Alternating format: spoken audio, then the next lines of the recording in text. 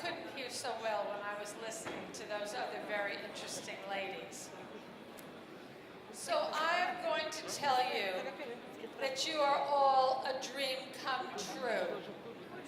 That when I was young, you couldn't get this many ladies in America to come to a Congress because there weren't this many ladies who had serious jobs.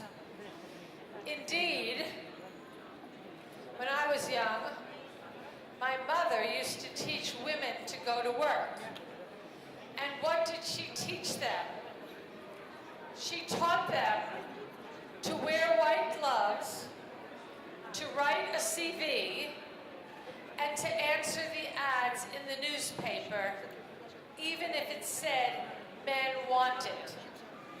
And people thought she was so strange that she was on a television show called To Tell the Truth, which was about people who had very strange occupations.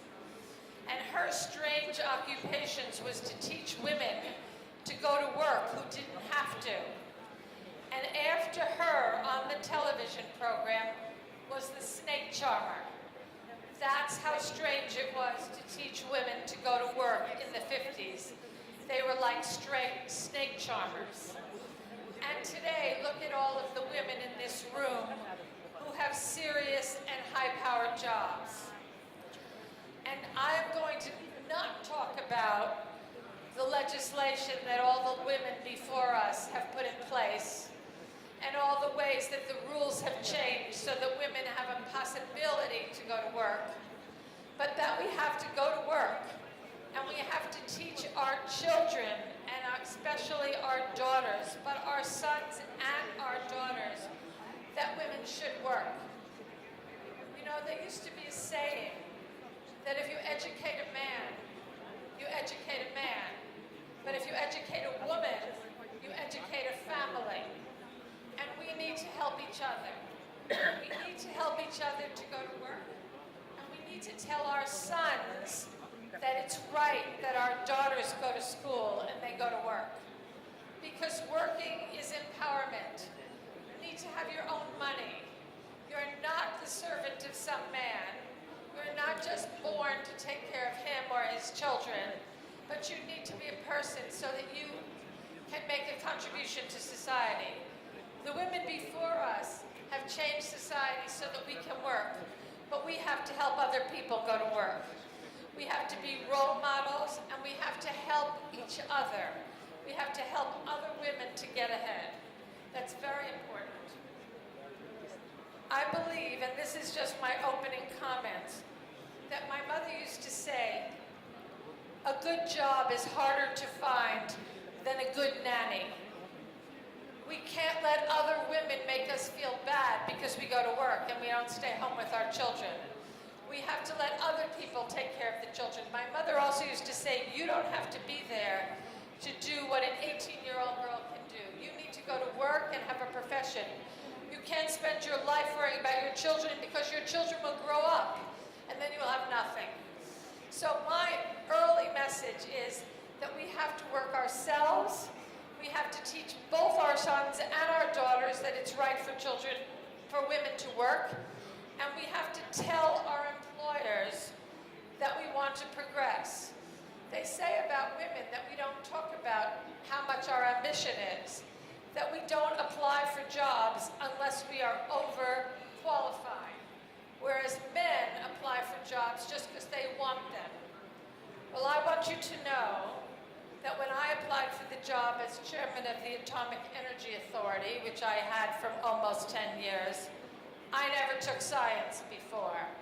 But I went to the interview and I said, when they said, why do you want a job on the board of the Atomic Energy Authority? I said, I'm smart, I had very good grades in school, and I'm a lawyer, and lawyers learn things. And if you will give me this job, I promise you that I will learn it. And I will learn it so well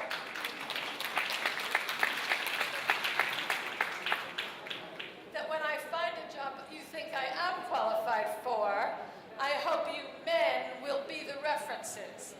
And you know, they were the references when I found the job as deputy chairman of the Financial Reporting Council. But I learned nuclear from a standing start, and you can too. And I went out and I told the world about the nuclear policies of the UK. And everybody here can do that, but you have done it. That's why you're here. I'm worrying about your daughters. And I'm worrying about one more thing. I'm worrying about who they marry. Because if you're going to get married, your husband has to believe it too. Because if he doesn't have to do the work, he doesn't have to do the housework, but he has to empower you so you can go out. And when you're 20 or 25, you don't know. They both love you, the good husbands and the bad ones. And so I tell you one more story about husbands. This is two husbands. They both love you, right? The first husband loves you very much, and you come home from work and you say, remember, I'm a lawyer. So you say, oh, this is so hard practicing law, writing this agreement. I'm going to quit.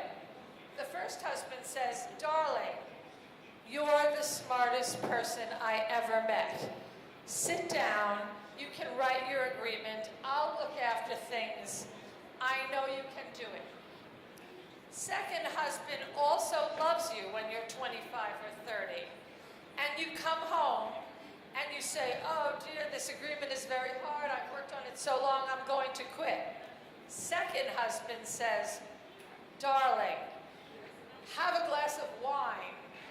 Don't bother with that agreement. Let me take you out to dinner because you look really tired and I can take care of you. Bad. The second, 10 years later, the first husband is saying, look at my wife. She's a partner in the law firm. She's a politician. She's a policymaker. And I'm so proud of her. And the second husband says, look at my wife. She's always working. She's not taking care of me. She's not taking care of the children. What do I have to put up with? Remember, he's putting you down with the glass of wine.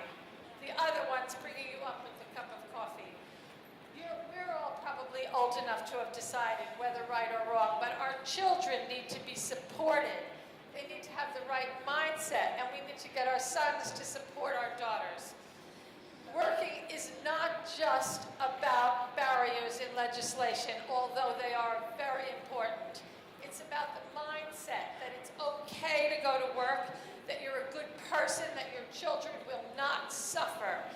Don't let people who are not working make you feel guilty. Women do it to other women all the time. Women are often problematic for other women. We have to support each other and promote each other and be proud of each other, not jealous. We have to understand that we are lucky, that we're smart, and that we have a government in Kazakhstan who would have a Congress like this to give us a chance to get together. So I said you are a dream come true, and you are. And I'm very proud to be among you and to say thank you to the minister for having us here.